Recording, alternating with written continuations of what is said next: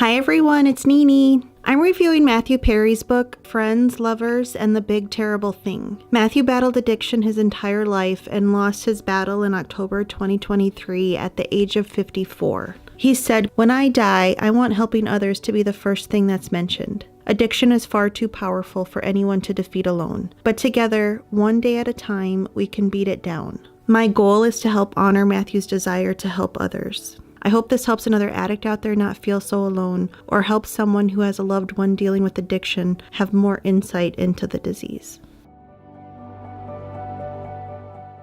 Through the years, so many people have helped me, and that's made me able to help others. And I've helped 100,000 people in a weekend, but I've also helped one guy, and it's the same amount of juice that I get from it. It doesn't matter. When you see the lights go on in somebody's eyes who's been hammered or on drugs for 10 years, that's what makes your heart grow, and that's a wonderful thing. And again, probably the major reason for writing this book. In Chapter 3, Matthew writes about being 21 years old, still getting minor acting roles in Los Angeles. He usually hung around with some other actors, and they called themselves a mini rat pack, and it consisted of Hank Azaria, David Pressman, and Craig Burko. I don't know if I'm pronouncing his last name correctly. They all had the same goal, to be famous, and get girls, but mostly to be famous. They would spend almost every evening together drinking heavily. Matthew was also secretly drinking alone at home a lot. Matthew writes that the idea of getting famous was filling an endlessly growing hole inside him. At this point in his life, he filled that hole with alcohol. He writes about a night that he was out with his girlfriend at the time, Gabby, and then the group they were out with all went back to Gabby's apartment to hang out. When they got to her apartment, she didn't have any more alcohol there. For everyone else, that was fine. But for Matthew, he says this was the first time he remembers feeling obsessed with alcohol. He said it felt like his blood was on fire, yearning for more alcohol. All he could think about was wanting more alcohol. But nobody else was fazed like he was, so he tried to get past it.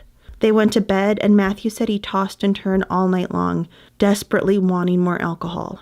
He wondered why nobody else was dying for another drink. What was wrong with him? He didn't talk about this with anyone because at the time, he didn't understand it. Matthew says alcohol was his best friend. It was always there, and like a dog who was always ready to go on a walk. Alcohol took away so much of his pain, including feeling like he was alone. He said even when he was around people, he felt lonely. He writes, "It made movies better, songs better, it made me better. It made me comfortable with where I was instead of wishing I was somewhere, anywhere else. It took away being an outsider in my own family. It allowed me to control my feelings, and in doing so, control my world. And I was fairly certain I would go crazy without it." Yearning is the perfect way to describe how addicts feel about alcohol, pills, drugs, gambling, sex, food, fill in the blank with whatever vice. When I was an active opioid addict, I remember something switching inside me where I was first taking pills at night here and there just to relax, as I told myself. I didn't think too much about it during the day. But when I was at the height of active addiction, it was consuming my life. It was what I thought about all day long. I counted down the hours until I could take pills. I have done the same thing with alcohol. Impatiently waited until I was done with a workday so I could drink. You literally count down the hours, minutes until you can use, because that is all you can think about. The thought of alcohol, pills, drugs, whatnot becomes so powerful to an addict. It pulls you into its web, and you justify giving into those urges because it makes you, quote unquote, feel better. But it never fixes anything. I've had this conversation with my therapist so many times. You are still broken. It's just that the pain gets temporarily numbed.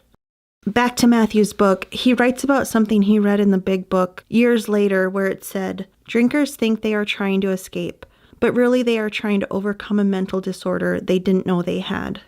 Matthew said reading that was like a eureka moment to him, but it was both horrible and wonderful. It was horrible because it meant he was an alcoholic, but it was wonderful because he realized he wasn't alone. There were others out there who thought like him.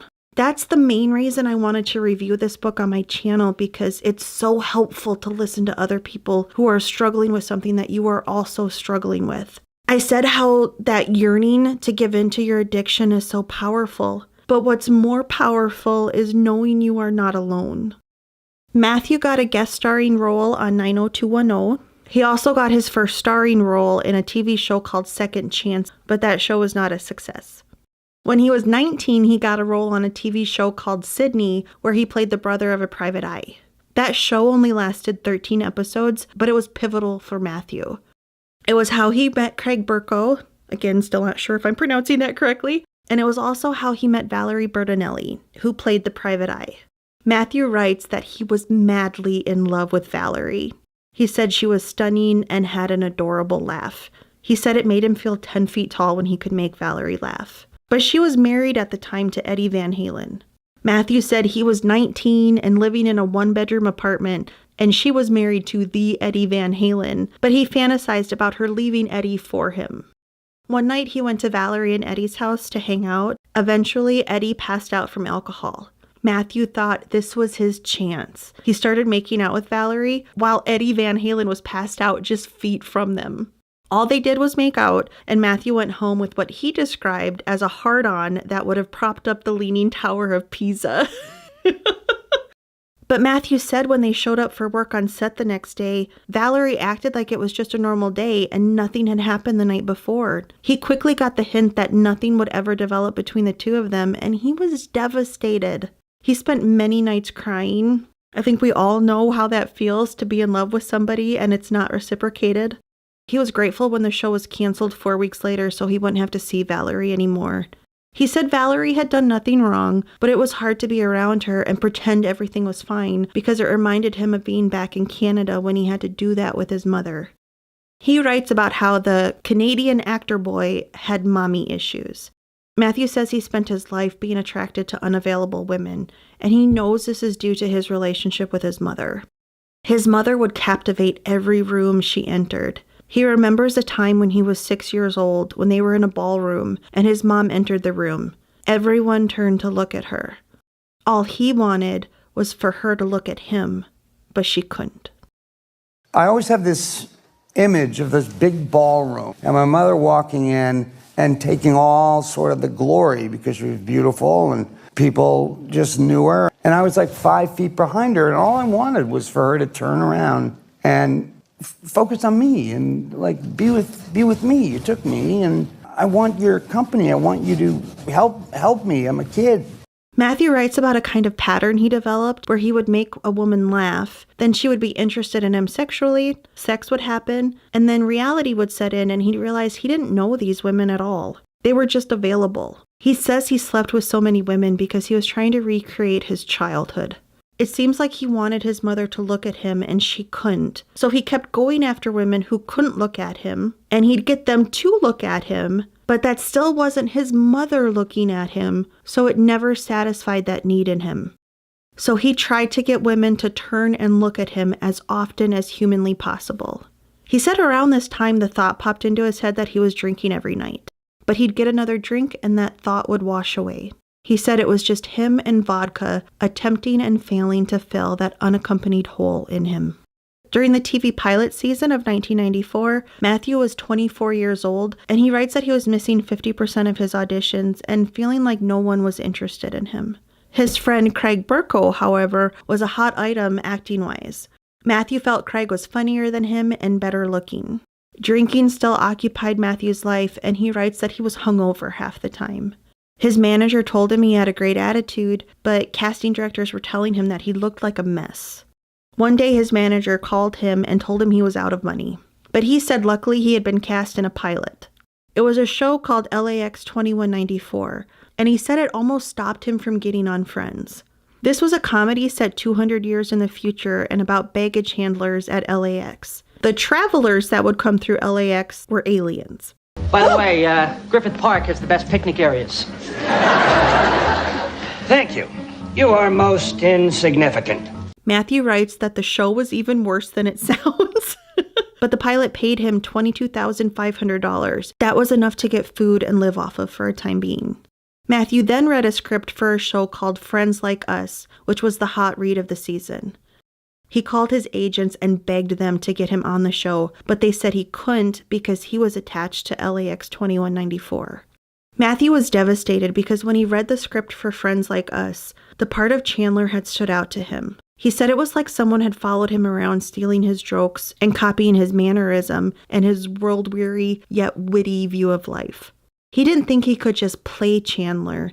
He was Chandler. But he was stuck as Blaine in LAX 2194, and he felt like the least lucky person on the planet. The script was a hot read, and Matthew had a lot of people telling him how he would be perfect for Chandler. His friend Hank Azaria auditioned twice for the role of Joey, but was passed on. But he did eventually play a few episodes as Phoebe's romantic interest and won an Emmy. Matthew notes that he did 237 episodes and won nothing. He said a lot of his friends auditioned for roles in this pilot, and he got to know the script by heart because he would act out the part of Chandler while his friends practiced other roles. He'd call his agents every 3 to 4 days and beg to be able to audition himself. One day he went to breakfast with Hank and Craig talked about how he had been offered 2 shows. One of them was Friends Like Us. Craig had been offered the role of Chandler. Matthew said hearing that made his head explode. Craig asked for their advice on which show he should go with. Matthew said his first instinct was to tell Craig to take both roles and go fuck himself. But Craig was his friend. Matthew said he was heartbroken because he felt he was Chandler, but he wasn't an asshole. So both he and Hank told Craig to take the role of Chandler. Matthew went with Craig as he used a payphone to call his agents. But to his surprise, Craig told his agents he wanted the role on the other show, not the role of Chandler. The other role was a starring role. The roles on Friends Like Us were part of an ensemble. Matthew writes, "You know how sometimes the universe has plans for you that are hard to believe? How the world wants something for you even though you've done your best to close off that avenue?" He said this was his 1994. The role of Chandler was still uncast, but Matthew was thinking he would never get a chance to even audition because he was tied up with LAX 2194. An NBC producer named Jamie Tars was talking to her husband, who was a Fox producer, and asked him if the show LAX 2194 was going to get picked up. He said no, it was awful. She said, "So is Matthew Perry available?" A couple days later, Matthew said he got a phone call that would change his life. He was told he would be meeting with Marta Kaufman, who was one of the co-creators of Friends Like Us. The next day, he met with Marta and auditioned for Chandler. He said he knew the script so well by that point that he didn't have to carry it with him. The day after, he read for the production company. The day after that, he read for the network. He said he nailed it every time because he read the words in a way no one else had, and he got laughs in places no one else had. He said he felt like he was back in Canada, cheering up his mother. And Matthew Perry was cast as Chandler Bing. Matthew ponders about what might have happened if Craig had taken the role of Chandler. He says it's not out of line to think he might have ended up on the streets of LA shooting heroin until he died.